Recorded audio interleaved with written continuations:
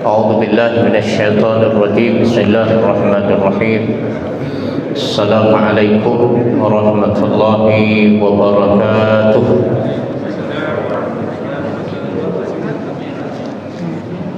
Alhamdulillah, alhamdulillah rabbil alamin, wa bihi nasta'in ala umuri dunya waddin.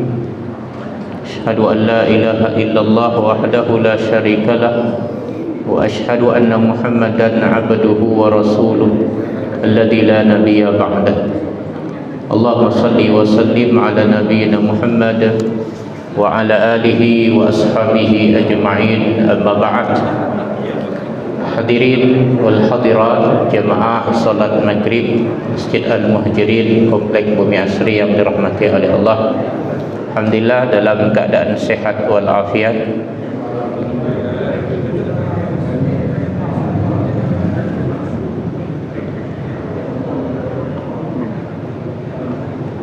Pada malam ini kajian kita tentang mengulang kaji tentang nisfu Sya'ban. Kebetulan bulan ini kita bulan Sya'ban dan hari ini hari ke-13 bulan Sya'ban. Jadi hari ini awal puasa bulan Sya'ban, yaitu Ayyamul Bid, puasa mutih versi Islamnya.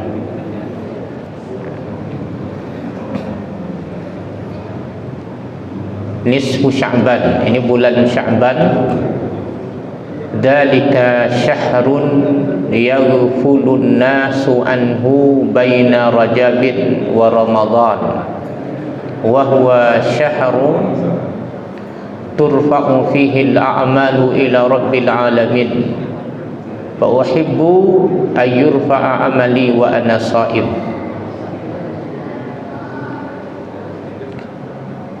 Ini adalah bulan yang sering dilalaikan banyak orang, bulan antara Rajab dan Ramadan. Ini adalah bulan di mana amal-amal diangkat menuju Rabb semesta alam. Dan saya ingin ketika amal saya diangkat, saya dalam kondisi berpuasa. Jadi Nabi sallallahu alaihi wasallam,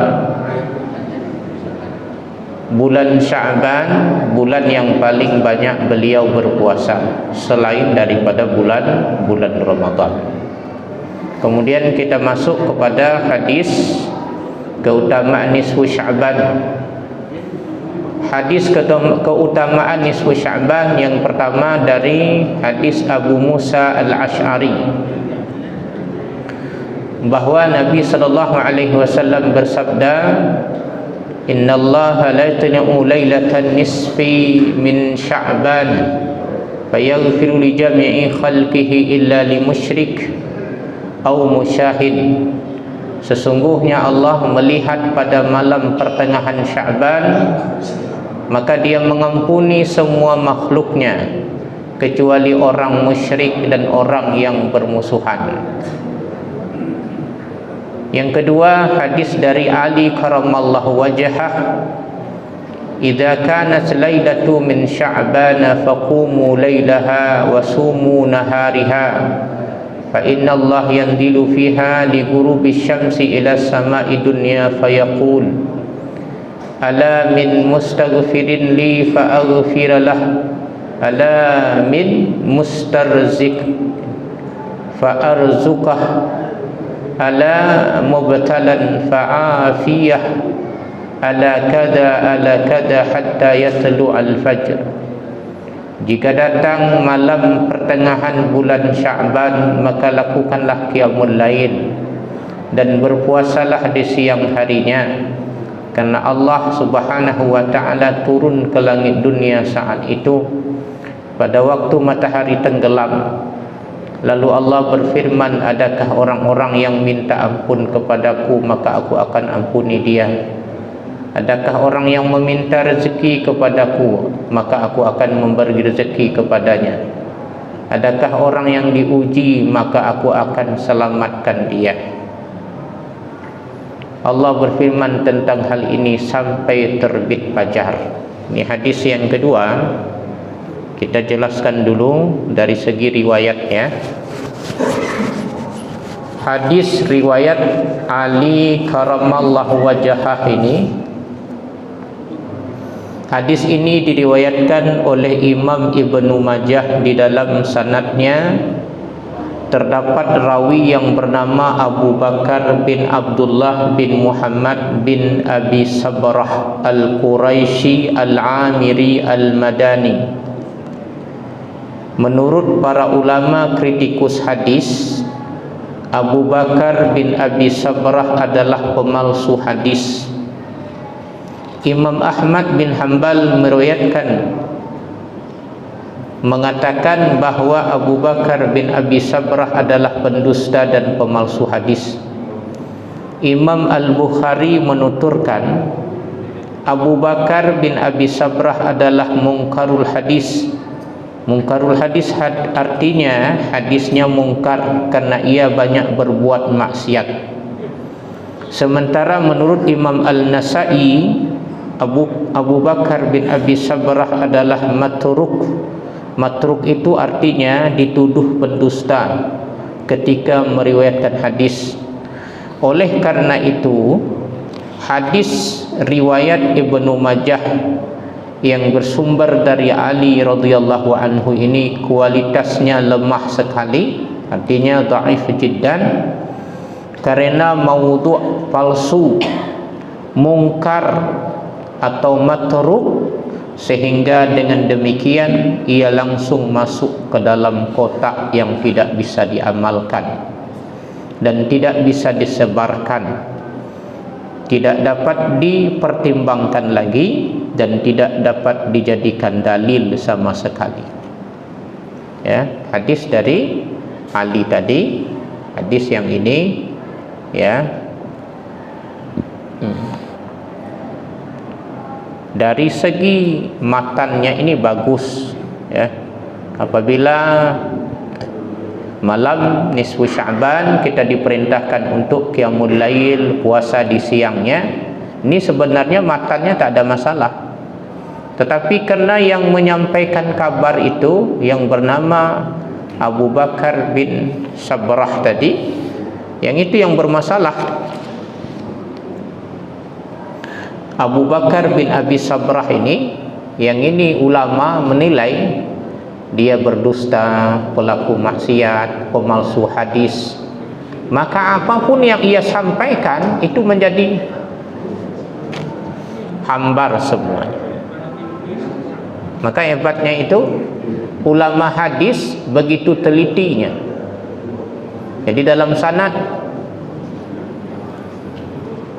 dalam informan yang menyampaikan hadis itu yang disebut dengan sanad, jadi terdapatlah namanya Abu Bakar bin Abi Sabrah.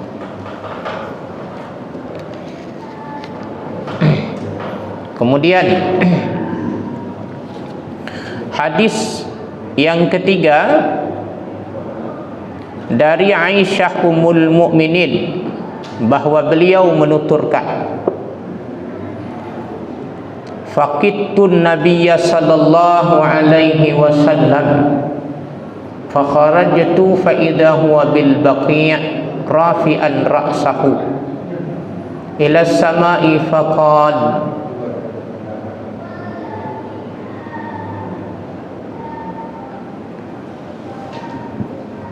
akunti takhafina ayyahifallahu alayki wa rasuluh. Faqultu ya Rasulullah dhanantu annaka ataita ba'da nisa'aka faqal inna Allah tabaraka wa ta'ala yanzilu laylatan nisfi min sya'bana ila as-sama'i dunya fayaghfiru li aktsara min adadi sya'ri ghanami bani kalb. Ini artinya aku pernah kehilangan Nabi sallallahu alaihi wasallam. Kemudian aku keluar, kata Aisyah radhiyallahu anha. Ternyata beliau di Baqi' sambil menengadahkan wajah ke langit. Nabi bertanya kepada Aisyah, kamu khawatir Allah dan Rasulnya akan menipumu? Maksudnya Nabi sallallahu alaihi wasallam tidak memberi jatah kepada Aisyah. Aisyah mengatakan, wahai Rasulullah, saya hanya menyangka anda mendatangi istri yang lain. Kemudian Nabi SAW bersabda, sesungguhnya Allah turun ke langit dunia pada malam nisfu Sya'ban, kemudian dia mengampuni lebih dari jumlah bulu domba Bani Kalb. Ya. Jadi hadis tentang nisfu Sya'ban telah dikumpulkan semua, itu ternyata 9 hadis. Ya. 9 hadis.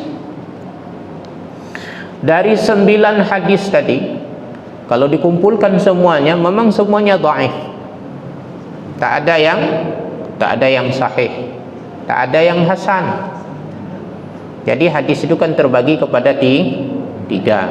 Yang pertama sahih, yang kedua hasan, yang ketiga dhaif. Kalau sahih, ada sahih li dzatih, ada sahih li ghairih. Kalau hasan demikian juga, hasan li dzatih, hasan li ghairih. Kalau dhaif terbagi 2 juga, dhaif biasa, dhaif saja, yang kedua dhaif jiddan. Jadi kata ulama, hadis-hadis tentang fadilah keutamaan malam nisfu Sya'ban, tanggal 15 Sya'ban itu cukup banyak jumlahnya. Menurut perhitungan, jumlah hadis itu tidak kurang dari 9 hadis, dengan versi yang tidak selamanya sama. Tapi menurut ulama di sini catatannya, hadis yang dhaif jiddan adalah hadis yang diriwayatkan oleh Ali karamallahu wajhah, yang melalui jalur Ali. Kenapa? Karena dalam riwayat jalur sanadnya Ali tadi radhiyallahu an, itu ada Abu Bakar bin Abi Sabrah yang dinilai tadi pendusta. Misalnya kita dapat kabar ini, dapat kabar tentang di bumi asri, disandarkan kabar itu kepada ketua BKM, ya, dari ketua BKM tetapi karena di dalam riwayat kamu dari siapa kamu dengar, dari sepulan dari siapa, dari sepulan dari siapa, dari sepulan ini ada terdapat satu orang yang memang kerjanya pendusta. Dari siapa kamu dengar? Dari sepulan. Oh, dia itu apa tu, Wak Labu itu tukang cerita. Langsung tertolak ceritanya. Ya. Begitulah di dalam hadis ini. Maka kalau bohong di dalam hadis itu beda bohong dengan yang biasa. Sekali dia bohong tentang hadis itu selamanya riwayatnya itu, walaupun dia bertaubat kata ulama, tak diterima. Memang ada yang menerima. Nah, itu beratnya. Jadi penjelasan ulama, hadis dengan redaksi seperti redaksi Aisyah tadi, ya, dan redaksi Mu'ad bin Jabal, ini redaksi yang nomor 2, ya, nomor 1. Nah, ini dari Musa al-Ash'ari ini, sesungguhnya Allah melihat seluruh makhluknya pada malam nisfu Sya'ban, semuanya diampuni oleh Allah kecuali orang yang musyrik dan memiliki musuh. Hadis ini, matannya ini hampir sama dengan hadis yang 8. Maka kata ulama, hadis diriwayatkan oleh Imam Al-Bazar, Imam Baihaqi, ya, dari Abu Bakar radhiyallahu anhu. Jadi ulama sahabat yang meriwayatkan ada Abu Bakar, ada Abu Musa al-Ash'ari, kemudian ada Abdullah bin Amr, ada diriwayatkan oleh Kasil bin Murrah, ini hadis mursal, kemudian diriwayatkan juga oleh Abu Sa'labah, diriwayatkan juga oleh Aisyah radhiyallahu anha, diriwayatkan juga oleh yang terakhir juga Aisyah radhiyallahu anha dari riwayat Imam Baihaqi. Maka kalau dari segi hadis, maka yang hadis yang pertama tadi dari riwayat Ali itu sama sekali tidak boleh diamalkan, ditolak langsung. Tapi yang 8 hadis ini, maka kalau lemah berkumpul dan periwayatnya banyak sahabat, ada Abu Bakar tadi, ada Musa al-Asy'ari, ada Abu Tha'labah, ada Aisyah radhiyallahu an, ada Abdullah bin Amr. Jadi kalau banyak periwayatnya begini, maka ketika disatukan dari dhaif, meningkat dia menjadi hasan li ghairih, menjadi hadis itu hadis hasan. Itulah. Tetapi kalau hadisnya lemah sekali, itu walaupun banyak periwayatnya tidak bisa naik, tetap jadi lemah sekali. Tapi kalau hadisnya hanya lemah saja itu gimana? Hadis itu dilemahkan, didhaifkan oleh ulama. Kadang periwayatnya itu pelupa. Dia tak pembohong, tak pelaku maksiat, tapi suka lupa. Jadi karena umurnya sudah tua, kadang pelupa. Tetapi dia siqah, terpercaya. Begitulah. Ada juga nanti ulama hadis itu ketika menjelang tua, hadisnya jadi dhaif. Pertama-tama sahih. Kenapa? Kena akibat hilang kitabnya, terbakar hartanya, meninggal anaknya, terpukul mentalnya, jadi lemah ingatannya. Jadi bagaimana ulama-ulama memandang ini? Nah, ini kita lihat di sini. Pandangan ulama tentang keutamaan malam nisfu Sya'ban. Ya. Yang pertama, ini ulama yang keras ini. Tidak ada keutamaan khusus untuk malam nisfu Sya'ban. Statusnya sama dengan malam-malam biasa lainnya. Mereka menyatakan bahawa semua dalil yang menyebutkan keutamaan malam nisfu Sya'ban adalah hadis lemah. Ini. Ya, ini kenapa ulama yang begini nomor 1 ini? Ada ulama tidak mau mengamalkan hadis yang lemah. Tak mau. Ada. Jadi dalam kajian ilmu hadis nanti didapatkan. Jadi ada ulama kalau hadis itu sudah lemah sama sekali dia tidak amalkan. Yang kedua, ulama berpendapat ada keutamaan khusus untuk malam nisfu Sya'ban. Para ulama yang menilai sahih beberapa dalil tentang keutamaan nisfu Sya'ban, mereka mengimaninya dan menegaskan adanya keutamaan malam tersebut. Di antara hadis pokok yang mereka jadikan landasan adalah hadis dari Abu Musa al-Asy'ari. Ini, innallaha la yatli'a lailatan nisfi min Sya'bana fayaghfiru li jami'i khalqihi illa li musyrikin aw musyahid. Sesungguhnya Allah melihat pada malam pertengahan Sya'ban, maka dia mengampuni semua makhluknya kecuali orang musyrik dan orang yang bermusuhan. Ya. Di antara jajaran ulama ahlu sunnah yang memegang pendapat ini adalah ahli hadis abad ini, Imam Muhammad Nasiruddin Albani. Bahkan beliau menganggap sikap sebagian orang yang menolak semua hadis tentang malam nisfu Sya'ban termasuk tindakan yang gegabah.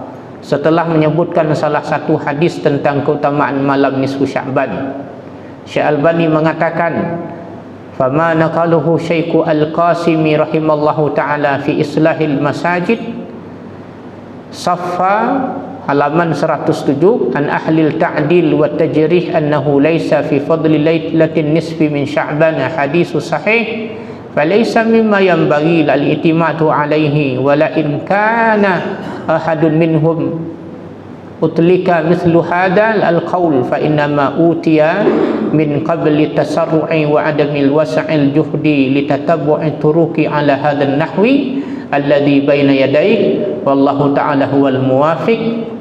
Keterangan yang dinukil oleh Syekh Al-Qasimi rahimallahu ta'ala dalam buku beliau Islah Al-Masajid dari beberapa ulama hadis bahwa tidak ada satupun hadis sahih tentang keutamaan malam nisfu Sya'ban, termasuk keterangan yang tidak layak untuk jadikan sandaran. Sementara sikap sebagian ulama menegaskan tidak ada keutamaan malam nisfu Sya'ban secara mutlak, sesungguhnya dilakukan karena terlalu terburu-buru dan tidak berusaha mencurahkan kemampuan untuk meneliti semua jalur untuk riwayat ini sebagaimana yang ada di hadapan Anda, dan hanyalah Allah yang memberi taufik. Ini dalam kitab Silsilah Ahadits Sahihah. Syekh Albani ini ulama kontemporer hadis. Beliau banyak kali mengarang hadis-hadis di zaman ini, ya, dan meninggal dunia. Setelah menyebutkan beberapa waktu yang utama, Syekhul Islam mengatakan pendapat yang dipegang mayoritas ulama dan kebanyakan ulama dalam mazhab Hambali adalah meyakini adanya keutamaan malam nisfu Sya'ban. Ini juga sesuai keterangan Imam Ahmad, mengingat adanya banyak hadis yang terkait masalah ini serta dibenarkan oleh berbagai riwayat dari para sahabat dan tabi'in. Jadi kalau adalah tabi'in yang mengamalkan atau sahabat, itu dipersilakan amalkan. Kenapa? Karena dua generasi ini Nabi memujinya, ya, Nabi memuji. Kata Nabi, khairul qurun qarni thumma yalawnahum thumma yalawnahum. Sebaik-baik generasi adalah generasiku, kemudian generasi setelahku, kemudian generasi setelahku lagi. Ini terkait malam nisfu Sya'ban, dahulu para tabi'in penduduk Syam seperti Khalid bin Ma'dan, Makhul, ya, Luqman bin Amir dan beberapa tabi'in lainnya memuliakannya dan bersungguh-sungguh beribadah di malam itu. Jadi kesimpulannya, pendapat yang paling kuat adalah pendapat kedua, bahawa malam nisfu Sya'ban memiliki keutamaan. Maka dari itu, hidupkanlah malam nisfu Sya'ban dengan ibadah. Di antara ibadah yang dianjurkan di malam nisfu Sya'ban adalah istighfar dan memohon dilapangkan rezeki. Sedangkan amalan di siangnya adalah berpuasa. Namun ingat, tata cara ibadahnya tidak ada jelas. Ini kita jelaskan supaya ada hadis menjelaskan tata cara solat di malam nisfu Sya'ban. Ini hadisnya, man shalla lailatan nisfi min Sya'bana sinnatai asyara raka'atan yaqra'u min kulli raka'atin qul huwallahu ahad salasina marratan lam yakhruj hatta yara maqdahu minal jannah wa yashfa'u fi asyaratin min ahlihi kulluhum qad wajabat lahun nar. Artinya, orang-orang yang salat pada malam nisfu Sya'ban sebanyak 12 rakaat dan dalam setiap rakaat membaca surah Al-Ikhlas, qul huwallahu ahad sebanyak 30 kali, maka ia tidak akan mati kecuali sudah melihat tempat tinggalnya di surga, dan ia akan memberi syafaat pertolongan kepada 10 keluarganya yang telah ditetapkan masuk neraka. Hadis ini dalam kitab Ibnul Jauzi, ya. Kita jelaskan dulu hadisnya. Bagaimana hadis ini? Hadis ini, kata Imam As-Suyuti, hadis ini palsu, ya, palsu. Imam Suyuti siapa? Imam Suyuti itu imam yang diberi ilmu itu seperti lautan, 7 ilmu dalam agama ini, sangat alim sekali, ya. Imam Suyuti mazhab Asy-Syafi'i. Kepalsuan hadis ini kerana di dalam sanadnya terdapat rawi-rawi yang majhul. Apa rawi majhul? Orang tidak dikenal identitasnya. Itu majhul, tidak diterima, Pak. Maka kalau ada yang mencalonkan ketua BKM majhul identitasnya, nggak bisa diterima, ya. Tak jelas siapa orangnya. Begitulah. Harus jelas.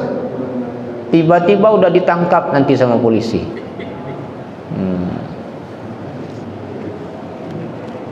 Jadi ulama hadis ini maka ulama yang paling teliti. Tidak diketahui identitasnya serta Baqiyah dan Lais. Jadi ada namanya juga Baqiyah dan Lais periwayat hadis dalamnya. Dan dua orang terakhir ini yaitu Baqiyah bin Al-Walid dan Lais bin Abu Sulaim adalah rawi-rawi yang sangat lemah hadisnya. Jadi bagaimana? Kalau solat silakan hidupkan malamnya dengan istighfar, solat qiyamul lail seperti biasa. Tidak kita tambah-tambah dengan ayat-ayat tambah banyak ya, dan tidak mengharapkan pahala yang kita tidak tahu sendiri pahalanya bagaimana, kecuali pahalanya yang jelas seperti apa? Dapat ampunan. Karena pernah kalau pemalsu hadis itu dia suka cerita. Di zaman Imam Ahmad bin Hanbal pernah itu di depan mata Imam Ahmad bin Hanbal tukang palsu hadis lagi ceramah di masjid Irak, seorang pemalsu hadis ini. Jadi pemalsu hadis itu datang dari agama Islam sendiri. Jadi yang dianggap sudah penceramah, jamaahnya banyak ya. Akhirnya lagi ceramah begitu dia bilang, barang siapa yang mengatakan la ilaha illallah sekian begini, diberikan nanti dia di surga burung yang patuknya dari intan ya, bulunya dari berlian, berbagai macam lah dia bilang. Hadis ini diriwayatkan oleh Imam Ahmad, katanya. Imam Ahmad lagi solat terkejut dia, saya enggak pernah riwayatkan hadis itu. Jadi Imam Ahmad dekatlah sama orang yang lagi ini tadi. Kata Imam Ahmad, saya boleh tahu? Iya, mengapa? Siapa yang meriwayatkan tadi? Imam Ahmad. Saya Imam Ahmad, katanya. Ya, kata Imam Ahmad. Apa kata periwayatnya tadi yang tukang palsu hadis ini? Kau pikir kau aja yang namanya Ahmad, banyak Ahmad di sini, katanya. Nah, jadi begitulah kalau sudah kalah argumen. Padahal Imam Ahmad itu satu-satunya imam ya yang namanya Ahmad bin Hanbal, pengarang Musnad Imam Ahmad. Itu hadisnya 10.000 hadis. Hadirin wal hadirat rahimakumullah. Jadi kita puasa tadi 13, besok puasa 14, besok Kamis 14, Jumat 5. Jadi malam Jumat malam nisfu Sya'ban. Jadi hari Jumat itu buka puasa bersama. Jadi hari Jumat malam Sabtu maghribnya itu terakhir puasa. Bagaimana puasa hadis yang larangan itu yang pernah kita jelaskan? Idzan tasafa nisfu Sya'ban, apabila sudah lewat nisfu Sya'ban, masuk nisfu Sya'ban, fala tasumu, maka tak boleh puasa. Hadis ini saya baca dalam kitab Subulus Salam, ternyata memang mazhab Syafi'iyah. Sebagian Syafi'iyah mengatakan haram puasa di atas nisfu Sya'ban. Karena hadis ini mereka anggap sahih, diriwayatkan juga oleh Sahih Ibnu Hibban di dalam kitab Subulus Salam. Jadi kalau jumhur ulama menganggap tidak, karena bertentangan dengan hadis sahih yang lain riwayat Aisyah bahwa Nabi yang paling banyak puasa seolah-olah sebulan penuh itu di bulan Sya'ban. Tapi mazhab Syafi'i memberi 3 pengecualian. Boleh orang puasa pada hari 16 Sya'ban, 17 Sya'ban. Orang yang puasa nyambung, dia artinya puasa 15 Sya'ban, 16 dia sambung. Yang kedua, orang yang puasa wajib. Puasa apa? Wajib itu puasa nazar, puasa kafarah, puasa qadha, itu boleh. Jadi 16 nanti kita yang tertinggal silakan. Yang ketiga, orang yang memang rutinitasnya sering puasa Senin Kamis. Jadi Besoknya kita Kamis, Jumat, Sabtu, Minggu, Senin dia puasa. Kenapa dia puasa Senin? Padahal sudah di atas 16 Sya'ban. Karena dia sering puasa Senin Kamis. Yang tidak boleh itu 2 hari, 1 hari, 3 hari menjelang Ramadan itu lebih baik tidak berpuasa. Karena takutnya nyambung dengan Ramadan. Itu yang paling sahih. Ya. 27, 28, 29 itu tak boleh puasa lagi. Karena nanti juga termasuk hari Syak, hari Ragu. Ya, hari Ragu itu ada orang melihat ru'yatul hilal, tetapi 1 orang. Tersebarlah berita di masyarakat, hilal terlihat Ragu. Tapi zaman sekarang tak ragu lagi. Karena informasi itu sudah alhamdulillah. Ya. Di Irian Jaya terlihat hilal, langsung dapat kita berita di Medan. Jadi tak ragu lagi. Cuma kita sayangkan di Indonesia masih banyak masyarakat yang di sana hari sudah Ramadan 3 hari duluan dia. Di sini belum, di sana sudah, begitu juga yang disayangkan. Ya. Seharusnya itu yang harus ditertibkan oleh pemerintah supaya sama kita serentak. Dan masuk waktu, mari kita tutup kajian dengan mengucapkan alhamdulillah dan doa kafaratul majlis. Subhanakallahumma bihamdika asyhadu an la ilaha illa anta astaghfiruka wa atubu ilaik. Assalamualaikum warahmatullahi wabarakatuh.